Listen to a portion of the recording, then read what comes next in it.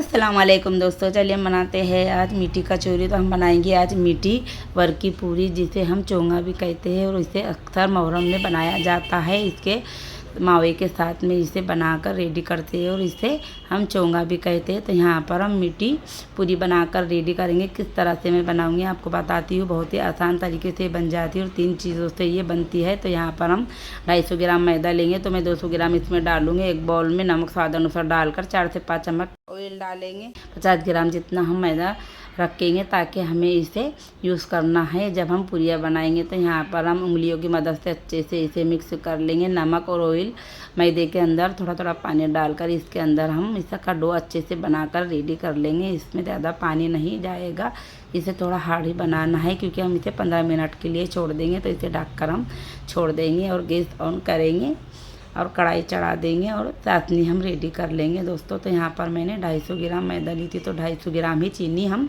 लेंगे और 1 गिलास हम छोटा गिलास लूँगी मैं, जो 1 गिलास पानी लेकर हम शुगर में डालेंगे और इसकी हम चाशनी बनाकर रेडी करेंगे। तो यहाँ पर हमें चिपचिपी सी चाशनी बनानी है। इस बात का ध्यान रखना है कि हमें 1 तार या 2 तार वाली नहीं चाहिए, हमें इस तरह से चाहिए जो बनकर ये रेडी हो चुकी है। अब इसे हम एक साइड में कर देते हैं। ये देखिए दोस्तों, ये अच्छे से बनकर रेडी हो चुकी है और चिपचिपी सी बनी है।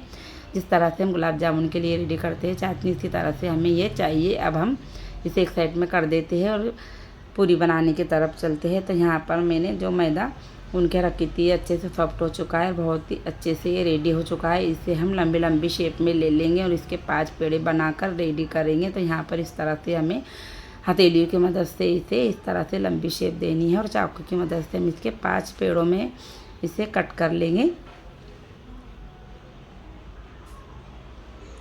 जब इसके 5 पेड़े कट कर लेंगे तो यहाँ पर हम इसके अच्छे से गोल गोल पेड़े बनाकर इसे रेडी कर लेंगे और फिर एक एक कर कर हम जिस तरह से गेहूं की रोटी बनाते इसी तरह से इसी शेप में हमको इसे बनाकर तैयार कर लेनी है। 5 के 5 पेड़े हम इसी तरह से बनाएंगे। यहाँ पर हम जब रोटी बनाएंगे तो दूसरी रोटी हम जब इसके ऊपर रखेंगे तो सूखा मैदा हमें इस पर डालना है ताकि ये एक दूसरे को ना चिपके। तो इसी तरह से हम 5 के 5 रोटियां बनाकर रेडी कर लेंगे।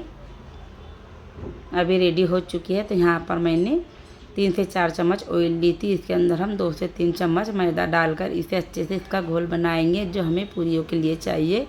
तो इसे अच्छे से हम इसके लम्स न रहे इस तरह से इसे रेडी करना है। फिर चम्मच की मदद से इसके ऊपर डालेंगे और इसे चारों ओर लगाते हुए इसके ऊपर से सूखा मैदा डालकर फिर इसके ऊपर हम रोटी दूसरी वाली रखेंगे जो हमने बेल कर रखी थी। इसी तरह से हम फिर से चम्मच की मदद से ऑयल डालेंगे और चारों किनारों से इसे लगाएंगे। सूखा आटा इसके ऊपर डालकर फिर से इसी तरह से हमें तीसरी रोटी इसके ऊपर रखेंगे।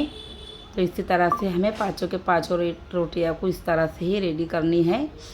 ऑयल लगाना है, फिर सूखा मैदा डालना है और फिर इसके ऊपर से रोटी रखनी है। तो हम 5 रोटी हमने अच्छे से रख दी है। अब इसके ऊपर से और नीचे से हम मैदा अच्छे से लगाएंगे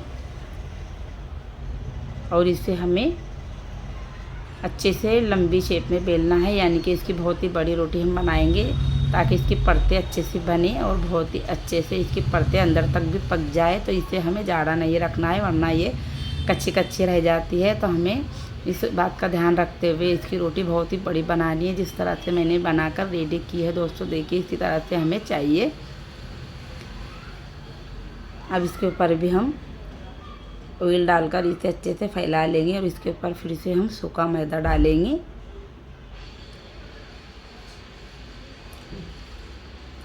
और इसे हम गोल गोल शेप में इसका रोल बनाएंगे। इसे बिल्कुल भी हमें दबाते हुए नहीं रोल बनाना है, हल्का हल्का इसी तरह से इसे उंगली और हथौड़ी की मदद से इसे लंबी लंबी शेप देनी है और इसके अच्छे से रोल बनाना है।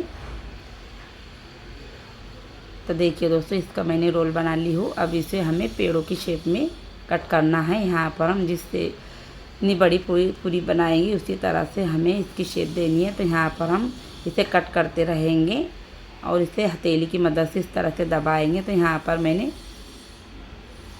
पेड़े जितने कट की थी उतने ही मैंने इसे हथेली की मदद से दबाकर इसे रेडी कर ली हूँ। अब इसे हमें बिल्कुल भी ज़्यादा जोर लगाते हुए इस तरह से नहीं बेलना है, बल्कि हल्के हल्के हाथों से हमें 2 से 3 हल्का हल्का बेलन मारेंगे और इसे एक साइड में करते जाएंगे।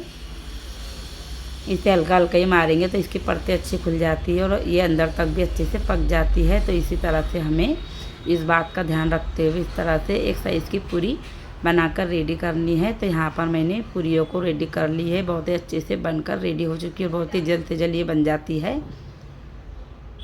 तो कितनी सारी मैंने बनाकर रेडी की हूँ 200 ग्राम मैदे में। देखिए दोस्तों, अब हम कढ़ाई चढ़ा देंगे, गैस ऑन करेंगे और इसके ऊपर से हम ऑयल गरम करने के लिए रखेंगे कढ़ाई में। और ये जब गरम हो जाए तो इसे हम बिल्कुल लो फ्लेम कर देंगे और इसके अंदर हम पूरी डालेंगे और इसे जितनी इसके अंदर बैठेंगी उस हिसाब से हम इसे फ्राई करेंगे। तो यहाँ पर 3 पूरी ही इसके अंदर एडजस्ट हुई है, तो मैं इसे बिल्कुल लो फ्लेम पर पकाऊंगी। इसे 3 से 4 मिनट तक मुझे पकाना है और इसे हम उलट पुलट करते हुए पकाएंगे। पहले हम 1 से 1.5 मिनट के लिए एक साइड से पकाएंगे, फिर दूसरी साइड से हम इसे पलटी करेंगे। तो यहाँ पर इस तरह से हल्का हल्का गोल्डन कलर आ चुका है, इसी तरह से हमें पकानी है। और फिर हम फिर से इसे पलटी करके इसे गोल्डन अच्छा सा कलर लाएंगे और फिर इसे हम निकालेंगे। तो यहाँ पर देखिए दोस्तों, इसमें बहुत ही अच्छा सा कलर आ चुका है, परतें भी बहुत ही अच्छे से खुल चुकी है। इसी तरह से हमें चाहिए। यहाँ पर हमने जो चाशनी बना कर रखी थी इसे मैंने थोड़ा सा हल्का हल्का सा गर्म की हुई, ये बिल्कुल भी ठंडी हो चुकी थी। तो यहाँ पर हमें इस बात का भी ध्यान रखना है। तो इसे मैंने गर्म की हूँ हल्का हल्का। अब इसके अंदर हम इसकी मीठी पूरी डालेंगे। इसके अंदर हम पूरी डालकर इसे अच्छी चाशनी में उलट पुलट करते हुए 1 से 1.5 मिनट इसे भी हम रखेंगे।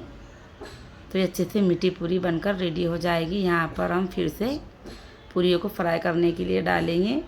अब यहाँ पर 1 मिनट इसे हो चुका है, तो इस तरह से हम इसे निकाल लेंगे। बहुत ही अच्छे से इसने चाशनी को चूस ली है, ये परी बहुत ही अच्छे से बनकर रेडी हो चुकी है। तो इस तरह से मैंने सारी पूरियों को बनाकर रेडी कर ली, बहुत ही अच्छे से बनकर रेडी हो चुकी थी। यहाँ पर देखिए दोस्तों, मैंने सारी पूरियों को बनाकर रेडी कर ली हूँ। अब इसके ऊपर हम काजू बादाम और पिस्ता सर्व करेंगे। तो ये इसे आप वर की मीठी पूरी भी कह सकते हो या चोंगा भी कह सकते हो, जो मुहर्रम के महीने में बहुत ही स्पेशल ये बनाया जाता है। तो दोस्तों, मेरी वीडियो आपको कैसी लगी तो कमेंट में ज़रूर बताना और मेरी वीडियो को लाइक और फॉलो ज़रूर करें।